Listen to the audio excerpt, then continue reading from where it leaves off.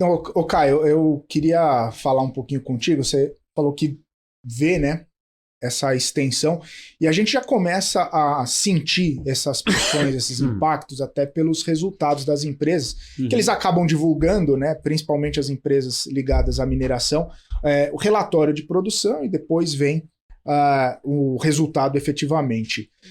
Nessa semana saiu o resultado da Rio Tinto, com queda no lucro, com queda de projeção e tudo mais. A Vale, como você comentou, também já no relatório de produção, trazendo um guidance mais baixo.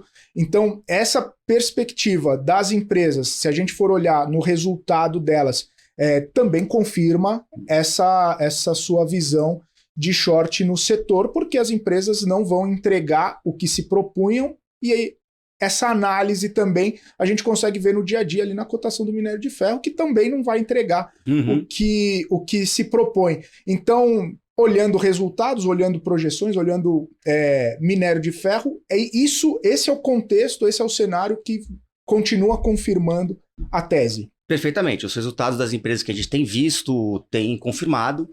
As empresas, o que acaba tendo é uma pressão dos investidores para distribuição de caixa, já que essas empresas estão cortando produção, estão cortando investimento. Então, óbvio, quando eu digo cortando, não é um corte radical, porque eles têm que manter, né?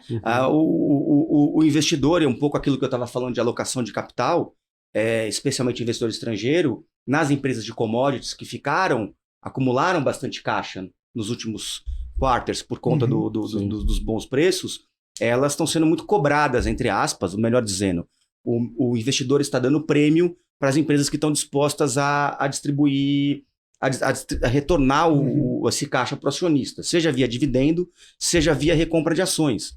Então existe uma pressão. Teve a Freeport, uma empresa de cobre, que a gente cobre, né? De cobre que a gente cobre. O resultado CEO foi um questionamento muito forte dos investidores no call de resultado era, olha, você vai continuar investindo em expansão da produção nessa perspectiva, ou você vai acelerar o programa de recompra de ações? Porque todas as empresas todas têm um programa de recompra, eles têm ali um programa de recompra de ações de $1 bilhão ao longo de 12 meses, e ele falou claramente, olha, não, realmente posso reavaliar algumas expansões que são postergáveis e usar esse dinheiro para acelerar o programa de recompra de ações. Então, é uma verdade. Por outro lado, existe também um dilema, faz parte do job description dos executivos dessas empresas, que é o seguinte: o investidor está olhando esses investimentos numa perspectiva de 3, 6, 9, 12 meses. Né? Então o cara quer retorno, eu quero esse caixa que você está sentado em cima, devolve, já que não faz sentido você aumentar a produção. Por outro lado, o executivo, ele tem que, ao mesmo tempo que ele tem que preservar o valor das ações e tem que preservar o investidor, ele também tem que pensar na continuidade da empresa por 10, 20 anos. Então ele também não pode abrir mão totalmente de certos projetos. Né? Tem um exemplo muito bom em siderurgia, tá? Que recentemente, até um pouco antes dessa crise, estamos falando aí de final do ano passado, duas grandes empresas siderúrgicas americanas, a United States Steel e a Nucor, surpreenderam o mercado anunciando projetos aí de expansão de construção de novas plantas da casa de $3 bilhões. Foram muito penalizadas pelo acionista. Se olhar, cara, o valor da ação despencou na hora que ele anunciou. E assim, o cara não pode abrir mão ele tem que, em determinados momentos, investir. Esses investimentos são longos, demoram um tempo.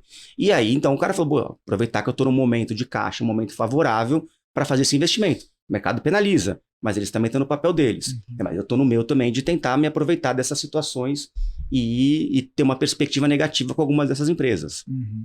Ô Gani, mais ou menos o que aconteceu com o petróleo, né? Que as empresas estão de olho na eletrificação, na queda, na interrupção de combustível fóssil, e aí as empresas não fazem capex e acaba... Na hora que tem uma demanda mais forte, não consegue. Né? Houve toda uma política de desinvestimento ao longo dos anos, e agora é o que você falou, né? O mundo acordou e falou, bom, agora a gente precisa investir em petróleo nesses outros países, aumentar a planta.